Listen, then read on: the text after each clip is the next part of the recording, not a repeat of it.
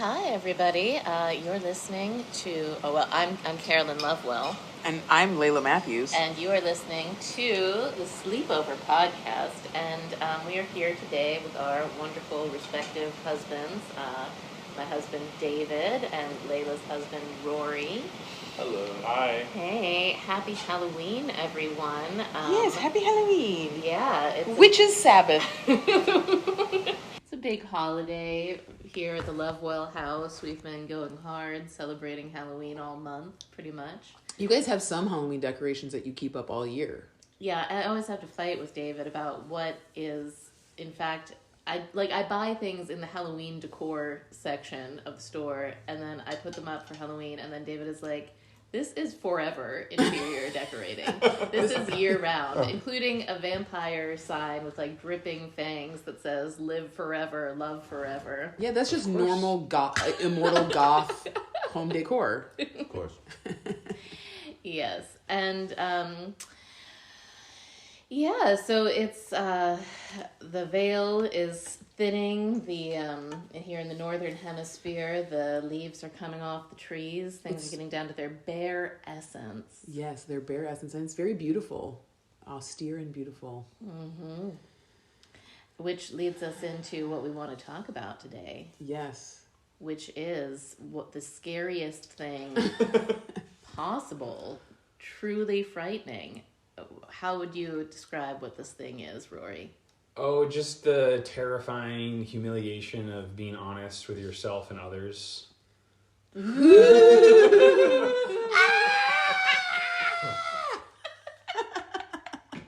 What could be more bone-chilling?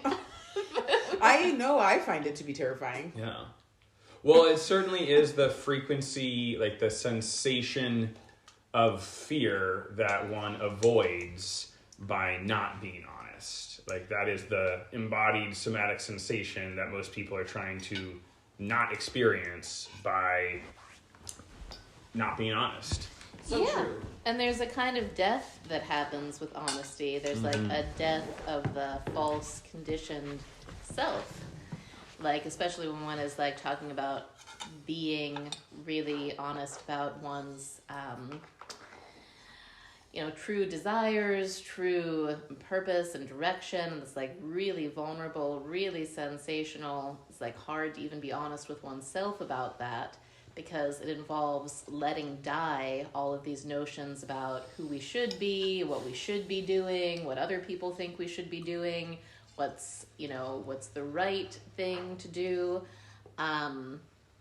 And it's so interesting, I think a lot about the ways that, our actual will, what the being that we are actually wishes to do, is usually very different from what our conscious mind's preferences are. Oh my gosh, this is reminding me of a hilarious story. When I was young, I was very, lost in, purposelessness and was trying to, I would have given anything to have somebody tell me, what is my purpose.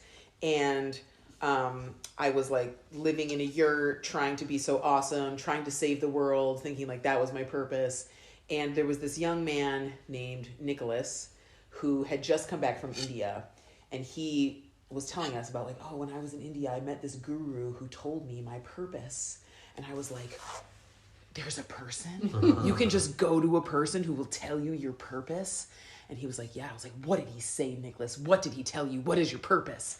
And he was like, well, my purpose is to love and be love for others. And I was like, what the fuck, Nicholas? That is so dumb. I can't believe you believed that stupid guru. That's probably what he tells everyone. That is not a purpose. That is so disappointing. I can't believe you were duped by this guru person. And I recognize now that this was evidence of my own spiritual malady. But it reminded me of this because our purpose is often kind of cheesy and embarrassing when we say it out loud. It is a little bit humiliating to just be yeah, my purpose is to be really loving and make the world a better place.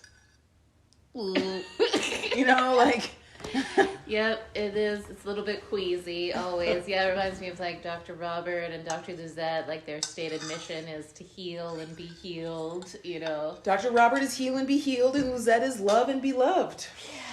And Dorky! Dr. Robert says that everybody has the exact same purpose, which is to establish heaven on earth. And that sort of is the ultimate alchemical marriage. And it's just what that looks like is different, because here in earth we're separate, and like our unique connection to heaven, bringing that down to earth, is very different for each person. But right, it's like this, the purpose is the same for everybody in that regard. It's very unified. Yeah, it's just like the way in which we're going to bring heaven to earth is different for everybody. Our And maybe personal that's what you vision were more and mission. looking for, Layla. You were like, yeah, but how exactly? Like, what art form? What job? Tell me what to do. Yeah, exactly. Tell me what to do. Exactly. Yeah, oh, I couldn't, that was just such a, that was a very strong moment of like, that's what they say to everyone. I know that already, but it's not helping. Useless. Useless sage wisdom. Well, you know, something that I think is interesting is the way that once one does really tune in to their purpose and their deep drive, there does seem to be retrospectively a way that life was always preparing you and training you for exactly your role in the bring heaven to earth mission. Is just like we don't always know that that's what's happening when it's happening, right? Indeed. And usually, like, those things can, like, I feel like some of the things that gave me the deepest training in how to be who I'm obviously meant to be and do what I'm obviously meant to do were, like, you know, the most painful, embarrassing fuck-ups of my life that at the time that they were happening, I was, like, desperate for them not to be happening. I was like, I might just do away with myself over this. You know, like that kind of, oh my God, this is so decimating my ideas of like who I think I am and what I should be doing. But actually it's like a calcination that is preparing me. And what's interesting, so of all of the podcast episodes on our little podcast history, one of the most listened to is one about calcination. Calcination is a big Scorpio season theme when like everything burns away, the Negredo phase in alchemy, where it's just like death is taking away. And Catherine McCune calls it, you know, it's like false roots are burnt away in calcination. Yeah, I think that in many regards, the pain of calcination could be avoided if we weren't doing and subscribing to those false roots in the first place. It's like the higher self's way of like smacking us back on course. But if we don't stray in the first place, then that initial calcination is not necessarily necessary. Yeah, but usually what gets burned away is stuff like, maybe the Taoists would call it like the acquired mind, like things that's like social conditioning. Like I'm just thinking of like when one of the biggest calcinations I went through was I tried to get married to this one boyfriend I had, as in we had a giant wedding, and it was very elaborate. Tried really hard. I tried really hard, and I ended up running away the night of the wedding. I ran away because, you know, like, he left him at the altar? No, I didn't. No, I went through with the ceremony robotically. I had not slept for 2 weeks before the ceremony. Literally, I was in like a dissociative psychotic fugue state. It was the most horrible experience of my life.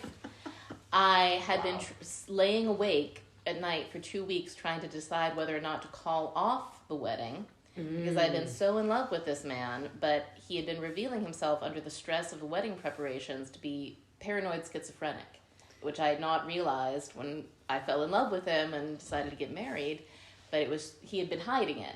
But it came out, and he was like on these like bizarre anti-Semitic rants and like basically unresponsive to me, like not like he would only talk to me in this like weird robotic way. The man had like an Aquarius stellium that was like super intense. It was like he had the most he's basically a space alien that I tried to marry. Anyways.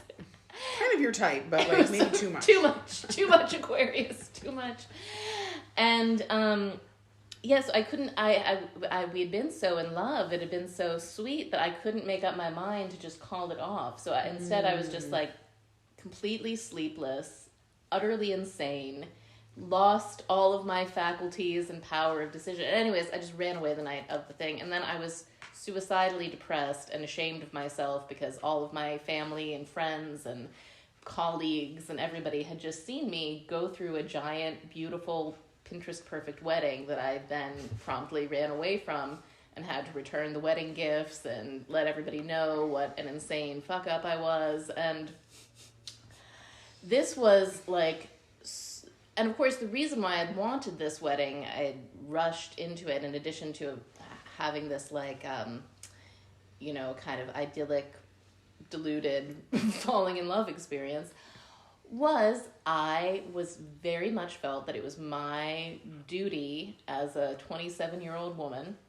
to get married, have a perfect giant wedding, prove to everybody what an upstanding member of society I am and how into commitment and traditional values. I mean, this is the particular insanity of a Capricorn Sun, Cancer Moon person, maybe. And it was very interesting, and I felt great relief when I talked to the astrologer, Adam Ellenboss, who was very, very good. Highly recommend Adam Ellenboss, Hellenistic astrologer. Because I talked to all these therapists when I was in this suicidal state after this failed attempt to get married, and they all, anyways, they were useless. But the astrologer, Adam Ellenboss, told me, he was like, look, your Saturn return in the 7th house in Scorpio started the same day of this wedding. And a Saturn return in Scorpio in the 7th house usually means a divorce or a breakup. And it just so happens that yours was the first day, the same day as your wedding. And I felt cosmically absolved. I was like, you know what? This train wreck was coming for me. Anyways. Well, what I like about this story in relationship to like purpose and like knowing your truth is that like you were up for 2 weeks knowing full well that something was wrong. Oh, yeah. Like, it's not as though it just like blindsided you and like you were like so excited, and then after the wedding you had some kind of psychotic break where like, oh my God, everything that I ever wanted I don't want anymore. Like, clearly you were like, oh no. Well, it was social paralysis. Right. Because my family was already flying in, and I couldn't pull the trigger on telling them to call off, like somehow them having bought plane tickets was like more important than my integrity. It was very, but that's exactly what the nonsense was. And like my sanity and integrity was less important than my relatives' plane tickets having been purchased. Just nutty town, nuts, right, nuts. yeah. And like that needed to be burnt away, and it was burnt away. And since that happened, I have never ever been able to give a fuck at quite the same level that I used to give a fuck about other people and their expectations of me. And and basically like everything good about my career came after that. Like I mean, there were good things before that too, but like it was so horrible while it was happening, and it was like a new level of having to be honest with myself about who I was and where I was at and what I was really ready for and what I could handle, and learning to stop being attached to those false conditioned roots of trying to basically, like Jung would say, it was like a major individuation moment, because I had been trying to inhabit this collective idea of what a successful 27-year-old woman looks like, and I could not inhabit it. It was not actually true for me at all. And the universe sort of like spit me back out into this hellfire of needing to discern what was actually true about me. And it was through that experience that I ended up taking bodhisattva vows, because I was like, wow, I am fucking miserable and insane.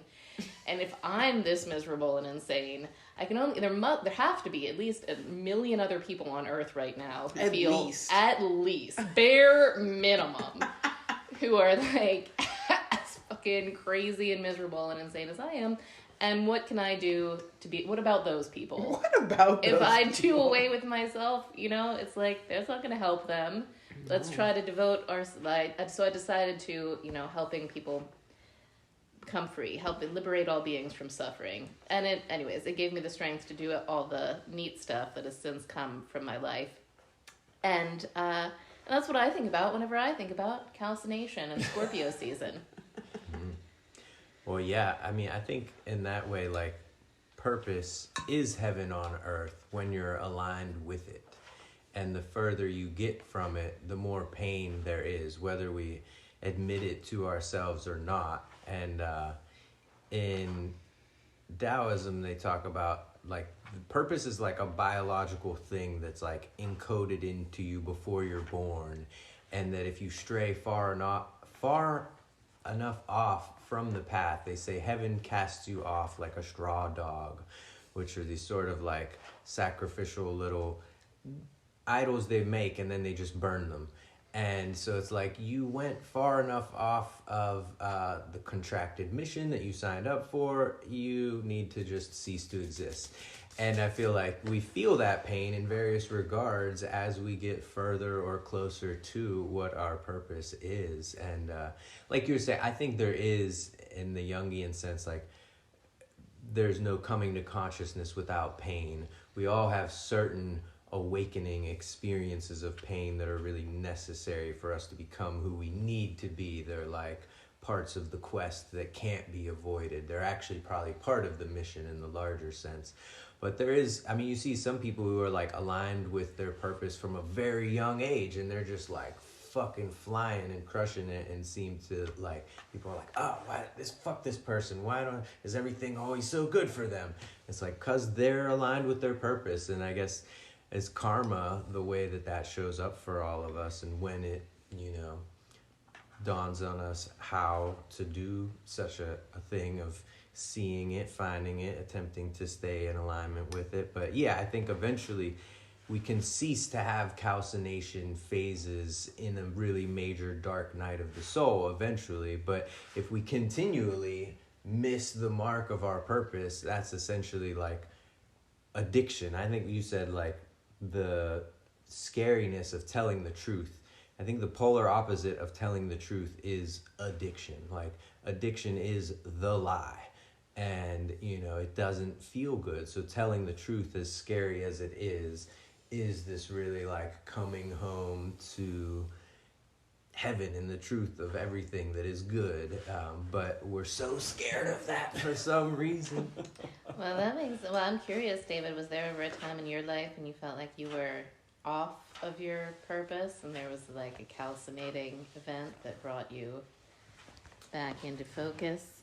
Yeah, I mean, pretty much just continuously for my whole life. But I think that I no longer see purpose as a static, unchanging thing. It's like a trail that I'm attempting to follow, and if I, like, get distracted, and it's like, oh, I lost the trail, but it's not necessarily a straight line that's always gonna be, you know, in that direction forever. So I think that I've been aligned with it, and then, like, the seasons change and I'm actually supposed to be doing something different, and I've gotten better at that. And I think it has over time distilled into something that seems more lasting and like a straight line, but it hasn't always been that. And yeah, most of my life has been like this obsession with finding it and thinking I had it and realizing I was wrong,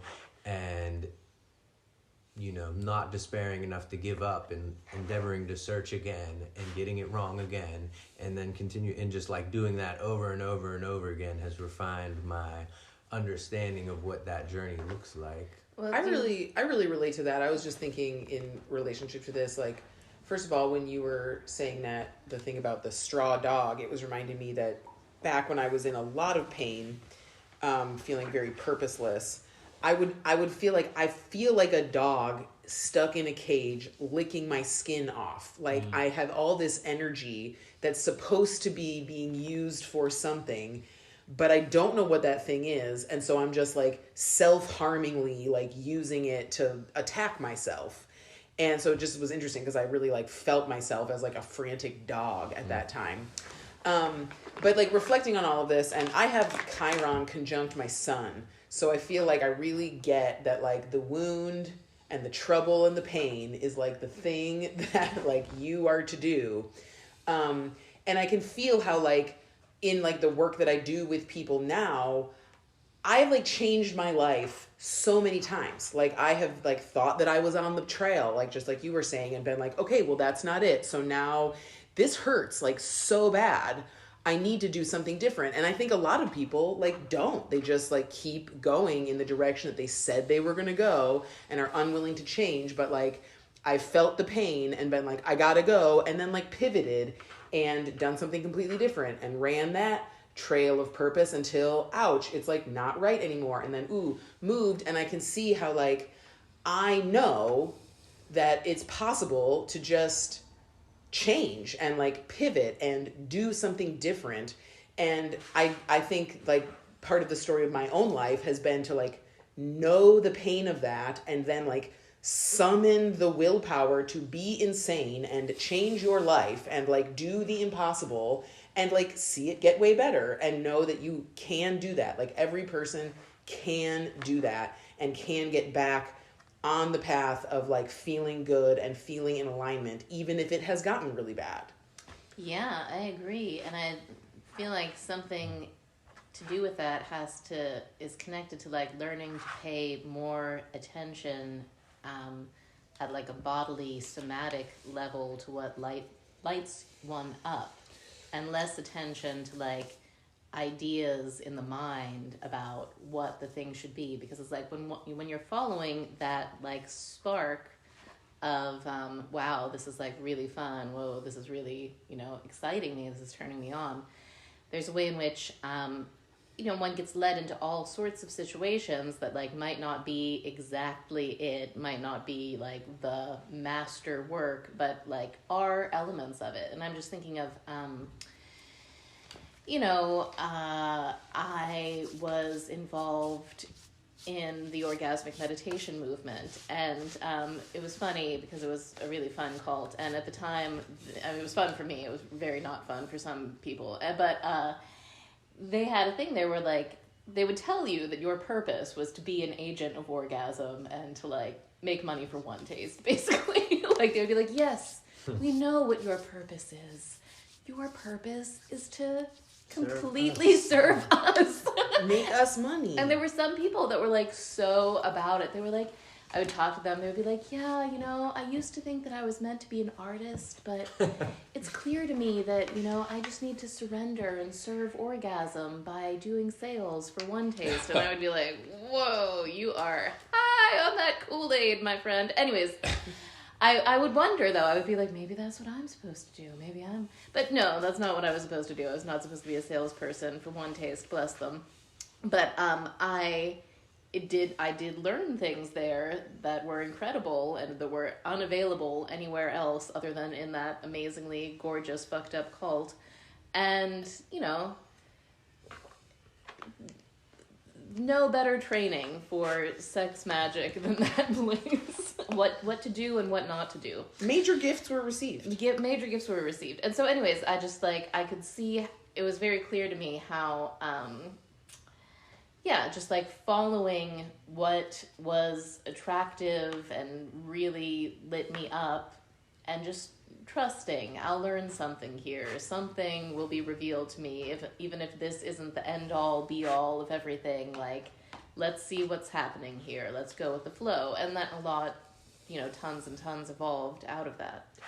I think it could maybe even be generalized to like the more that you're serving your purpose, the less that you are in your head, just as a matter of fact. Like when you're in a high flow state, they've done studies, it's like you get this crazy cocktail of chemicals that only are produced all at once, like dopamine, oxytocin, serotonin, endorphins, adrenaline, other things. The only time that all of them are being like pumped into you simultaneously is in heightened flow states. And the characteristic of that is that you have no sense of self or time.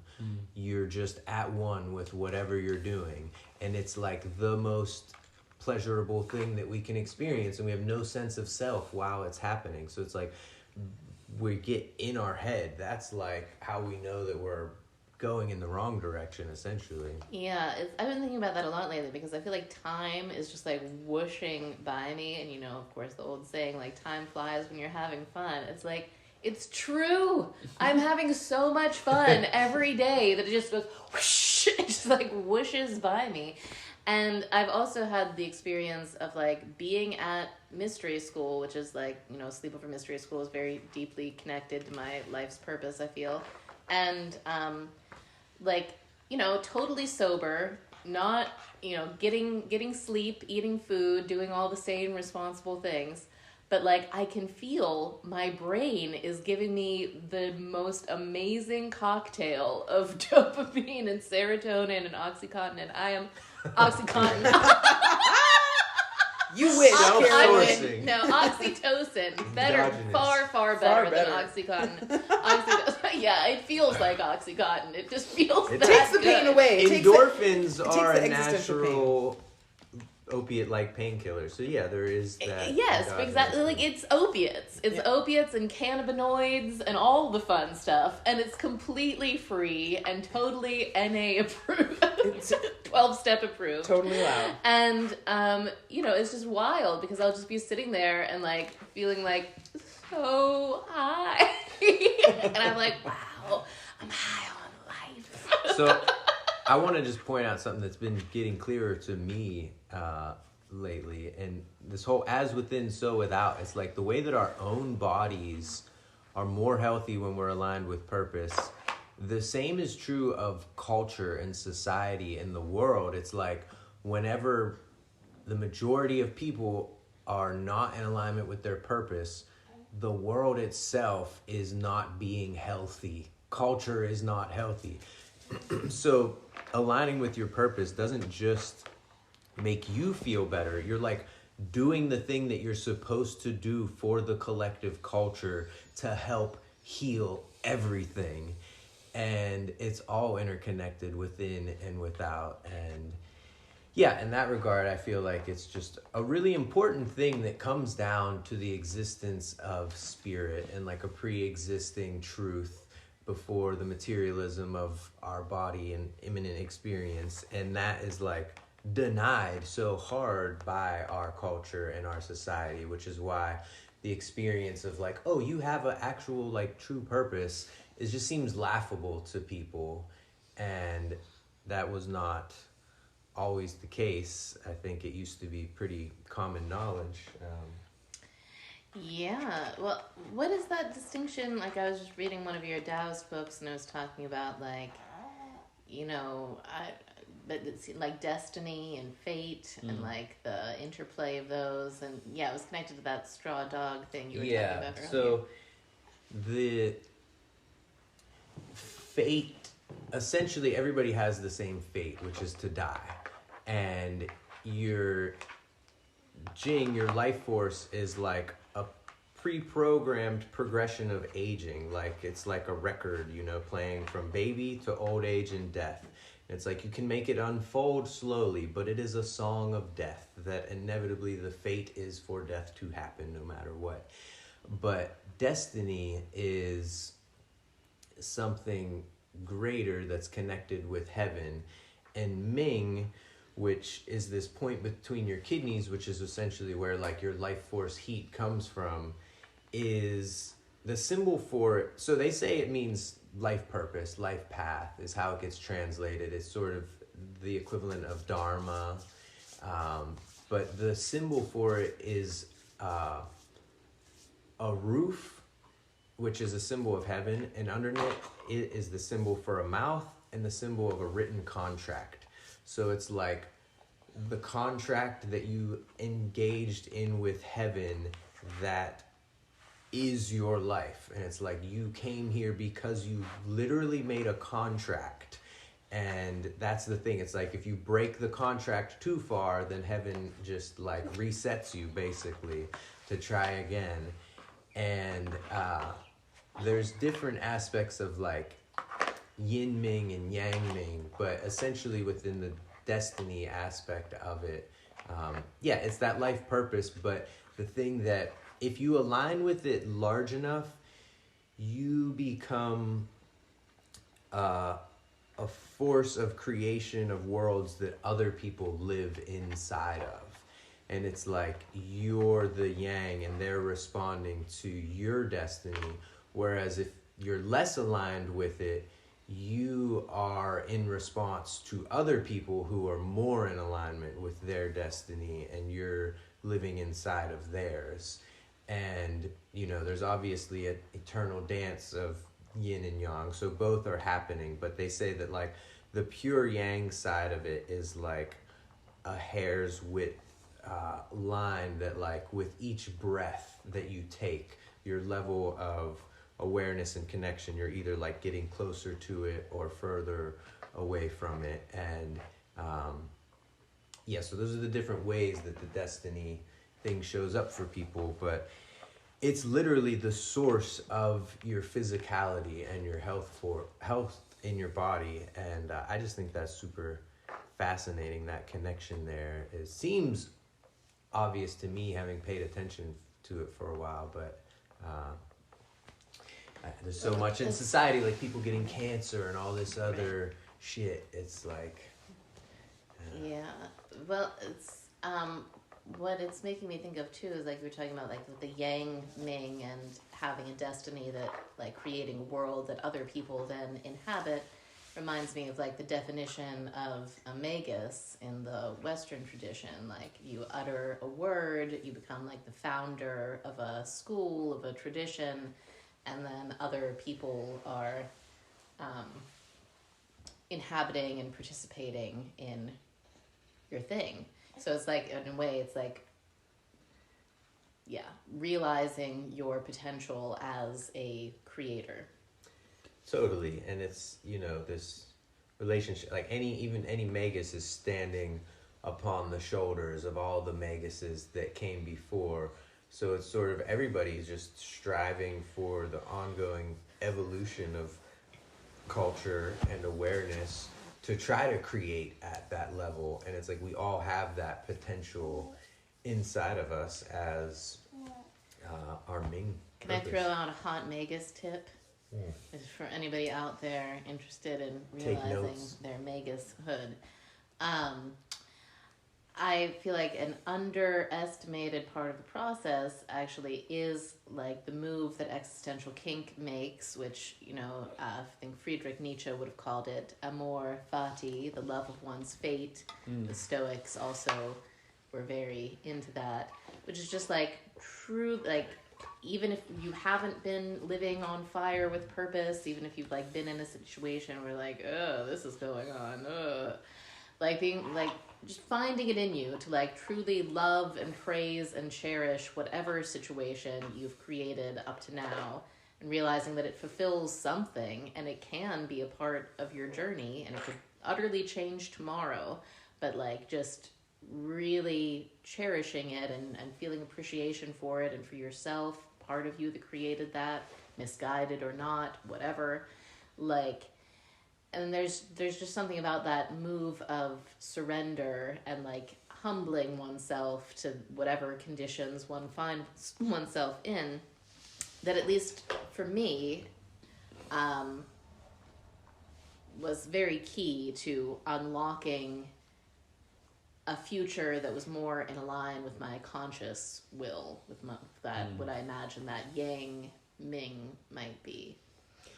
Yeah, it's like getting out of the spell of failure, because if you can only see yourself as failing and your life as sucking and things as having gone wrong, then like you are in a sort of, you know, entanglement with the vibration of failure, bad, wrong, and it's failure and success are not the same vibration. But if you can look at the circumstances and be like, I have learned from this. This has given me much resource to like understand the world better. I have learned so much about myself. I have gained knowledge that otherwise I would not have gained. And this is great success. This is wonderful. I will do so much with this. Then you sort of like start the flywheel of like, I am in the right place. This is okay. Everything is serving me. And like that is the vibration that like snowballs into actual success. Yeah.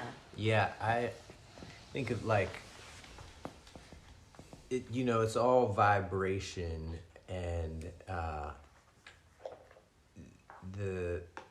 sometimes we think that like we have to change the narrative to change the vibration, but I feel like EK is the ultimate sort of alchemical shortcut, and realizing you can just change the vibration and the narrative will change from there, which is the deeper ultimate truth of how things work. And yeah, the Taoists talk about it very explicitly as like all of this, like your purpose is a frequency of vibration that connects you, like a line of vibration connecting you to heaven. And I was just seeing it as you were talking about that, Laila. It's like a song like of sheet music, and your goal is to like play along with it in time and in harmony, and we don't want to like drift off of the song. And I feel like EK is this way of like not paying attention to the narrative of the mind and the world of so-called reality, but just tuning into the vibration itself and just getting off on what's there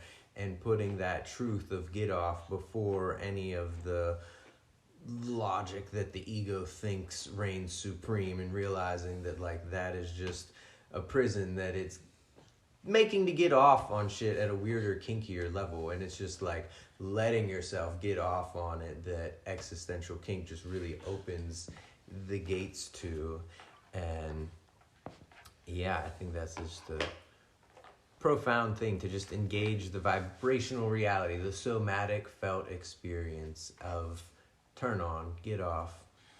Yeah, because it's like, I don't know, speaking of one taste, and Nicole Dedone, who Rory put in those quotes in the email, I was like, oh, we didn't contextualize this. Oh, that's okay. But anyways, she's a brilliant woman in many ways, and I learned that from her, like that emphasis on like what is happening in the body, and like the way, a really deep way that she would teach it back in the day would be, she would talk about, our preferences for sexual partners, and like the mind has all of these sexual preferences, right? And like, especially women have like, I mean, everybody does, but like, for example, women's conditioned sexual preferences, like, dude needs to be taller than me, dude needs to be richer than me, dude needs to, have all of his ducks in a row and everything. And then, but like I would go out on dates with guys like that, and I would feel nothing, it would be like flatlining, it would be zero. And then, on a date with somebody who did not match my ego's preferences, who David matches all of my soul's preferences, but not my ego's preferences at the time. And, just feeling electricity and like so much fun and so much feeling of home, and like this is where my heart is, and this is where my joy is, and it's not matching my mind's stories about like what my home and my joy should look like, but what the fuck ever, I'm gonna go with what is actually happening. Because this is our baby Solomon is laughing. He likes this story. But like, yeah, that's that essence. And I feel like this, like Richard Rudd talks about in the Gene Keys, like it is a state of psychotic dissociation to be like believing the mind's stories and conditioned preferences above like the body's feelings of like, yes. Like, where is your body saying yes? Yeah. Thank you. More of this, please. Well, what really stands out to me is like this idea that the truth, your purpose, your destiny, the frequency of it is like there, whether you like it or not. It sort of like is what it is. And in a way, we don't have a lot of choice about what it is. Like when Carolyn, you were talking about the people who are like, one taste is my purpose. There's like a relieving surrender when you're like, oh, this is my purpose. But in that case, it's sort of a false one because it's just someone else telling you what your purpose is. It takes a little more work to find it for yourself, but it's also like always there, kind of just under the surface. And you can somatically tell how on it or off of it you are. And rather than being surrendered to what someone else tells you, I see it as surrender to like the divine will. I feel like that's the contract you sign with heaven. What the divine wants you to do. The divine will is like the truth that is pulling us forward. And when we can identify that and surrender to it, then we do get that relief. And I actually really remember having that experience over a year ago when I was really in love with Laila and I was living in California, and also did not think she felt at all the same way about me and was just losing my mind, unable to stop thinking about her. And at the point, I think I was also like, I wish I could just forget about this whole thing and move on. And I was sending voice messages to my coach, and he got back to me and he was like, you talk about Laila quite a lot. You might do the accent. He's Australian, and I like it when we do the accent. He was like, brother, you talk about her quite a lot, and you might want to admit that you just deeply love her, and that's okay. And I have like a somatic memory of listening to that in my minivan driving on the freeway in Oakland, and just like, I really remember I'd been fighting. I had that thought many times. I was like, am I in love with her? No, I can't be in love with her. That's so weird. Inconvenient. That's so weird. She doesn't feel that way. I'm a fool. No. And then when he reflected that to me, it was such a relief. And it also didn't mean I had to like then go and do anything about it in that moment. But it was just like a huge relief to just be like, yep, that is what is true, whether I like it or not. And we were going to intro, do we have enough time? I think we do. I think we can make time. Okay. Rory loves to tell this story because, well, I don't know why, actually. He just loves to tell this story. Because it's a story of triumph, Laila. It is a story of triumph. Okay, now I see. Well, do you want to introduce the segment that we want to share with these fine people? Yeah, sure. So, yeah, right around a year ago, there was a period of time where Laila and I were not talking, and I was in my process of what I was going through, and I was recording voice memos on my phone just to get them out with no intention of ever sending them to Laila, but talking into my phone as though I were speaking to her. So I ended up with, over about 3 months, unsent to Laila 1 through 10 in my phone. And when we did end up getting together, admitting how much we really loved each other and how deeply connected we are, I eventually sent her all of these voice messages. And what was that experience like for you, Laila? What a treat. I mean, what a treat.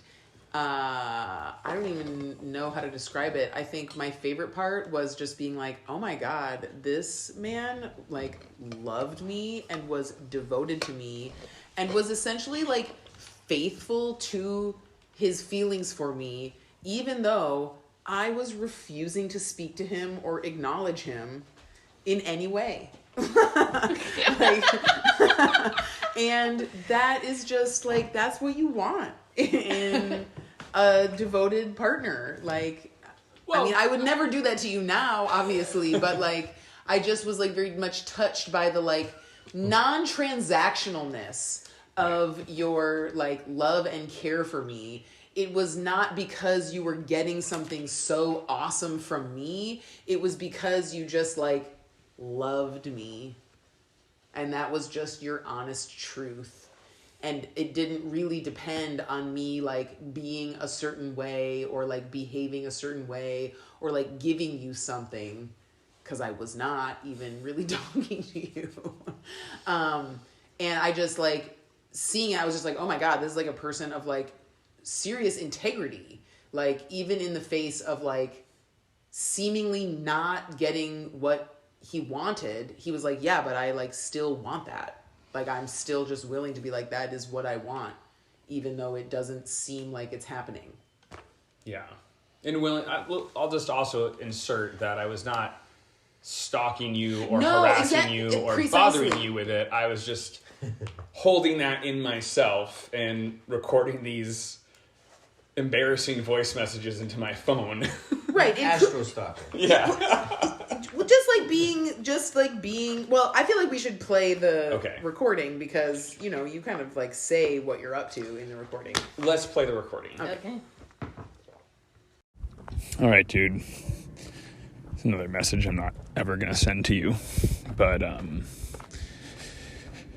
yeah, you know, I've just spent a lot of this time today, it's Thanksgiving 2022, thinking about what it would be like to have you here with me, with my family, or what it would be like to be with your family. And, you know, honestly, I don't give a fuck what you think is going on here. Like, I love you. And I want to be with you. And I'm not backing off of that. And you can come at it from whatever Gemini, air sign, intellectual piece you want. But the truth is that, like, I think you're great. And I want to spend more time with you. And I also think you've got your shit that gets in the way. I think you're afraid.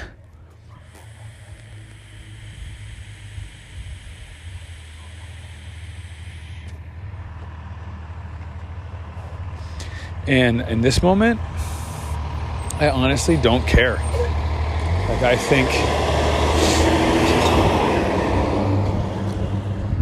like, I feel like what I felt with you is real. Yeah, there's fucking fantasy there. But the truth is, like, I am goddamn committed and dedicated to building this life for myself. And when it develops to the point that I want it to develop, like, I want to be able to go anywhere in the world I want to go. And I want to spend time with you. And yeah, maybe we'd actually be a terrible match, but I don't know. I think that this is happening for a reason. I think that we are in each other's lives for a reason. And I think it scares you. And that's okay. But I'm going to keep showing up. And do what you need to do. Figure your shit out. And this isn't really even relevant until I'm in a place, we're both in a place where, like, wow, these goats are super cute. We're both in a place where something can happen. Like, I'm not gonna, this can't happen while you're my facilitator. This can't happen while you're in a monogamous relationship. But I love you and I want you. And I'm not coming down off of that. I mean, who the fuck knows? Like, maybe in 10 months, I'll be like, whatever. Laila's okay. I've found something better. But right now, like, in spite of all your stuff, I want you. And maybe even because of that, like, I fucking want you. And you're not a trophy to me. I like you. I like who you have shown yourself to be to me when you've been honest and vulnerable. And I want more of that. And I want to fucking love you. Like, holy fuck. I want to hold you. I want to hold your hand. I want to cuddle with you. I want to laugh with you. I want to know you. And God, that shit is just not going away. I'm not down to play small with you. I'm not down to blame you. but I'm just going to stay right in this goddamn frequency of like, I want you. And I'm not backing off. And I don't know what the fuck life is going to look like or be created because of this. It seems crazy, right? Seems fucking crazy. But it's just my truth. It's like, I want you. I want you, Laila Bernard.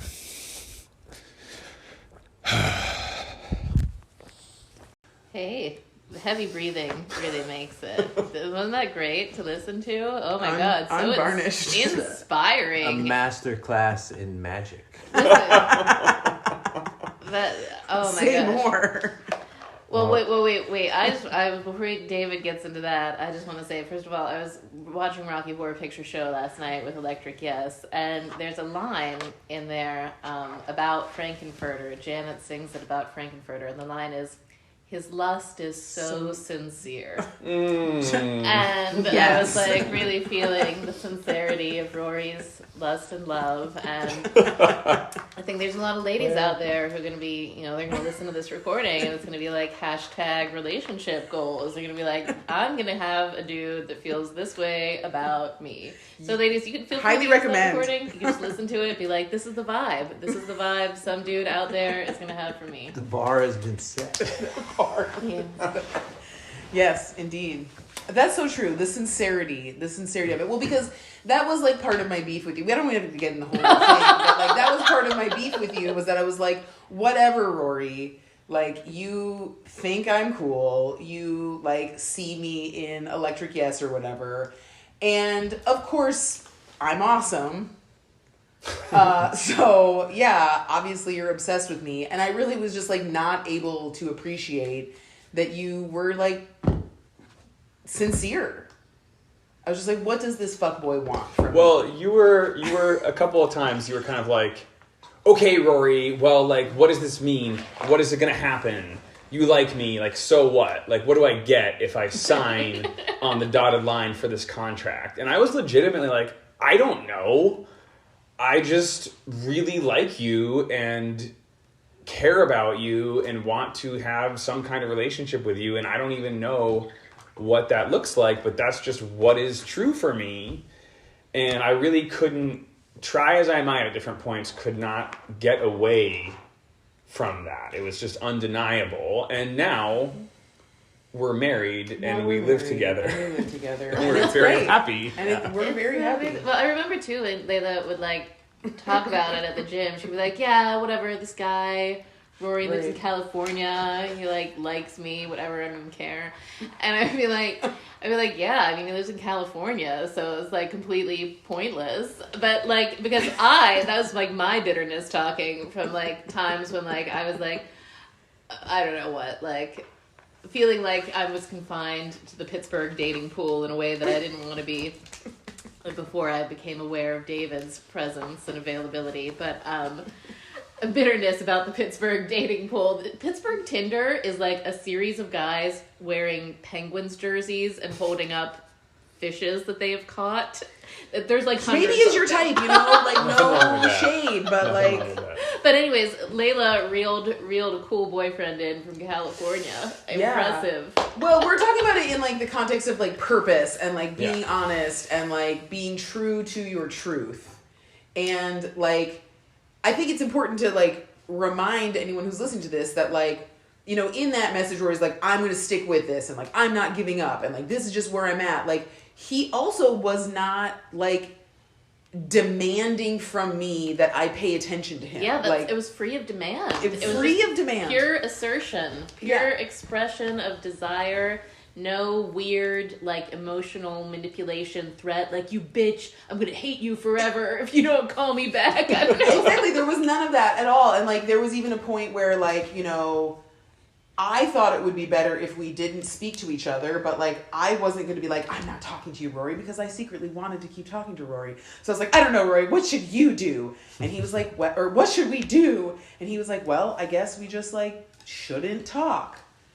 And then I was like, okay, I guess that you're right. Like, I know that that's the right answer, but I hate that you said that because now we have to do that because like, you're good at keeping your word. And like, he did not talk to me. And so when this was recorded, he's just like with himself and his feelings, and in no way making those, I mean, he's making them about me, obviously, but like not asking me to do something about it myself. It's not your responsibility. Yeah. Mm-hmm. Yeah, well, I want to hear David's thoughts about how it's a masterclass in magic.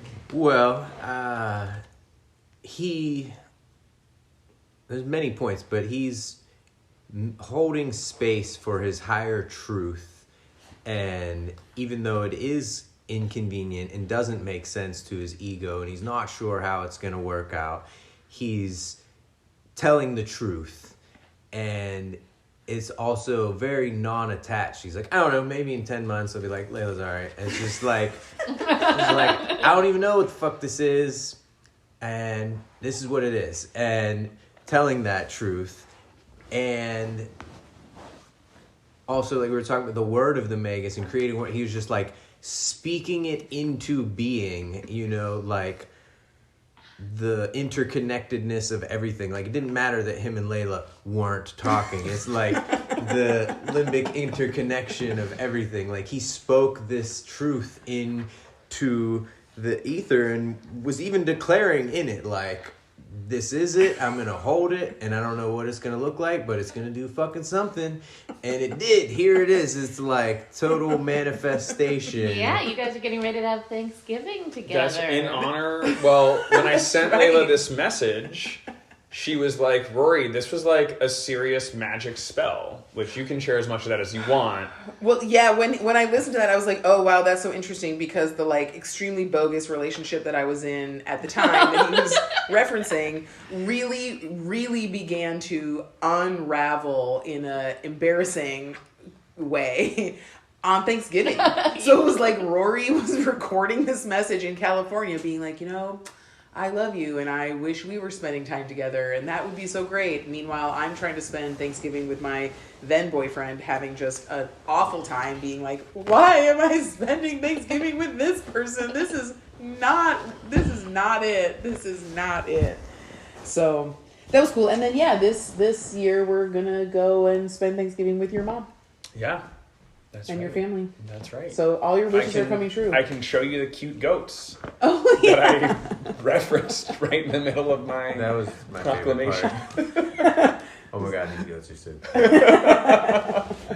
Exactly. Oh, man. Yeah. But yeah, you know, the experience that I had in that whole process that culminated in me moving to Pittsburgh and getting married to Layla, I now feel very solid in just the trust of being on that frequency and continuing to come back to it. And it kind of the, like, I think even before we ended up getting together, my life had vastly improved by virtue of me just continuing to excavate what was true for me and trust that. And I do have now a much deeper trust in the rightness of just staying on that path. We're in the optimal timeline, and even if things are challenging or feel like they're getting hard, there's just a part of me that deeply knows, like, you know, you win or you learn. Either this will succeed or I will learn something valuable, and that is a success out of it, whether it's, you know, any aspect of life. Yeah, I'm excited for your guys' program because I think both of you are extremely awesome magicians of willpower and making shit happen. And I'm excited for anyone who is wise enough to learn from you how to, like, yeah, just do the basic magics of being like, this is what I fucking want, and speaking it into existence, being unattached to the outcome, but, like, certain of, like, what it is that you're going for. This is really deep. I was also, this must just be a hot topic in the magic sphere lately, because I was doing a workshop with Allie Tate, who is a former model, and now she's a coach, and she specializes in helping people clear their throat chakra. And I did a workshop with her on Sunday about that. And about basically, the workshop was called "Only God Can Cancel Me." Hell yeah. Yeah, and she's really on fire with this Shout work. out to Tupac. Exactly. She's really on fire. This work of helping people. So many people many women especially, are very afraid of being canceled. They're very afraid to say anything edgy online for fear that the mob with pitchforks is going to come for them, which it will. It definitely will. And anyways, she was just talking about, and I was just like feeling it so hard and agreeing with her, and it's like the same thing we're talking about, which is that the more we can speak our truth without attachment, without trying to control how other people are going to respond to it, it might be a terrible response, might be a wonderful response. The more we can speak it without that, the more we are drawing in the frequency of the highest, most beautiful timeline unfolding for us. And when I was thinking, like timeline, time magic, I associate very much with Ma'at, the goddess of truth. And it just makes sense. She's the god, like truth. Something spoken truly aligns with Ma'at, who is the alignment from the future, the energies of the future coming into this moment, drawing us towards the optimal human evolution, the timeline where instead of just, blowing itself up into a nuclear hellhole like planet Earth, humanity realizes itself in a new dimension and achieves a level of unity and empathy and telepathy that is previously unattained. Well, and I feel this a lot, and I think like your truth is also aligned with like what you love. And, since Rory so humbly brought our, story onto this for this topic, like I feel this a lot. Like I can listen to that recording and be like, the reason that this poor man could not stop thinking about me for months is because he's my husband. So like, he didn't know that at the time. I didn't know that at the time, but like, in the singularity of the moment, like, of course he was like, what the fuck is going on? Like, why won't my wife talk to me? Like, this is so wrong. Like, we're so happy together. This is like the love of my life. And like, he didn't know that part to be true, but he was just like, like not able to like let it go. And like my experience of, living with Rory and being in relationship with Rory is that I'm like, I feel like I remembered you when I was very young, and like my girlish fantasies of my like dream lover are like very much how my husband actually is for me. And there is like a weird timeline experience of like, I know that. And I think that like experiences like that give me so much faith that like the things that we can't stop thinking about, and the things that like, even if they seem bizarre or like improbable, are things that happen in the future. And if we listen to that feeling, like we will get to the point, like you were saying earlier in this episode, like you will see in retrospect that the things that happened in the past had to happen in order to get you to that future point. It doesn't quite make sense in the unfolding of it, but in retrospect, you're like, oh yes, of course it had to be that way. Of course it was that way, because this is where I am now, and it all just comes together. That reminds me of another fun story, is when David and I just went, you need it's to go? 12:30. Layla said she had to go at 12:30. I do. We could wrap up in the next 10 minutes. Okay, I think this is take less than 10 minutes. When David and I were having a really rough time a couple years ago, we were separated, and I had taken off my wedding ring, and as soon as I took my wedding ring off, it was the weirdest thing. My ring finger had a burning sensation, like it was being burnt. And throughout the month that we were separated, my ring finger had this feeling of like, it's just being on fire. Did you have blisters? Yeah, I had blisters. I couldn't explain it. the wedding band is just gold. It's like nothing reactive at all. So I had no idea what could have been happening. And I was just like, well, it's that demon David making my making my finger hurt from a distance. And we decided to get back together and work through our stuff. And the day we decided to get back together, we were sitting in the car together, and David decided to do a little ritual to free our rings of any residual yuckiness and to like rebirth and renew them. And I had no idea what he was going to do, but I handed him my ring, and he put Florida water all over it. You tell it. I put Florida water on it, and I believe this was all improv. Foolishly just lit it on fire, cupped in my hand with Florida water. Because I remember, like, as a kid, we'd, like, spray hairspray on ourselves and light it on fire. And it's like, as the accelerant is burning, it doesn't burn the skin that's underneath it because heat's rising, and it just burns the fuel. Apparently, Florida water's different. And it also was invisible. Like, it caught on fire, but the flame was not visible at all. Whoa. So it was just hot as fuck. We were in the parking lot of this dance studio that we were taking dance lessons at. And it got super hot, and I was like, fuck, and just dropped it onto the asphalt. And I think it was still on fire. I couldn't even see the flames, but I went to grab the ring and put it on, and it was super fucking hot and burnt my finger and gave me blisters.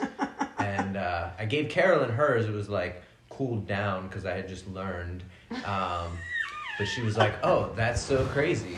That had happened to me when I took my ring off.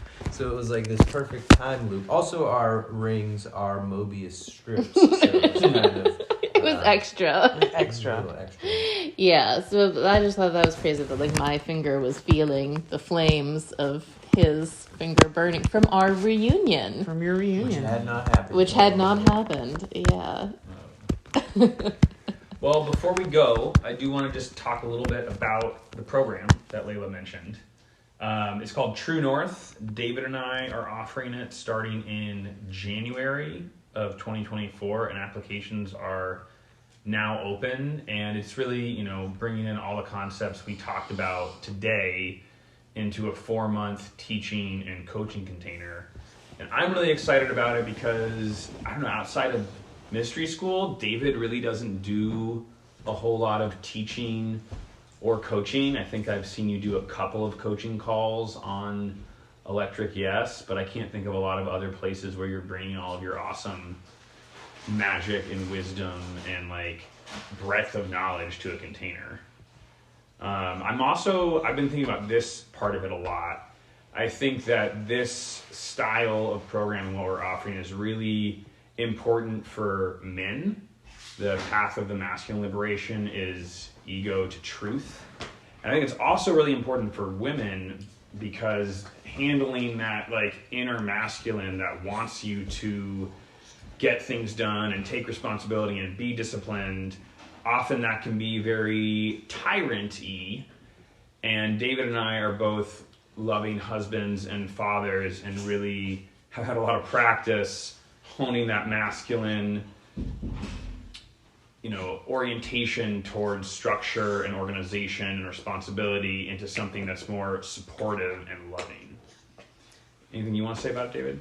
Well, just touching upon that, I know that this audience, I believe, is primarily women. So if you can think of any men that you feel would benefit from being exposed to these types of teachings and mentorship in a really purposeful container that we've designed, then please do the gift of sending them our way. It's a gift to them and a gift to us, and we'd be really grateful, and I'm certain that they will be too. Yeah. And also, if you would just like to, if you are a lady person and you'd like your animus to stop being such a fucking dick to you, also that would be great for you as well. Yeah. Yes, certainly. We want all of you, and just helping to extend the reach out to some men that might not otherwise hear this. You could share this with them. Exactly. Yeah, both are super important. Yeah, and you can find the application if you go to my Instagram, Rory C. Matthews, 2 T's, or you can just go to truenorthprogram.com. So easy. And it'll be right there for you. truenorthprogram.com. All this and more can be yours. All this and more. Yeah. Wow. Well, thanks you guys for hanging out with us. I know you guys hang out with us all the time every day because you're married to us, but thanks for sharing. Yeah. Thanks for sharing yourself with our audience. Well, thanks for having us. Yeah, that's great. So fun. All right. Happy Halloween! Happy Halloween, Halloween. everyone. Bye, everybody.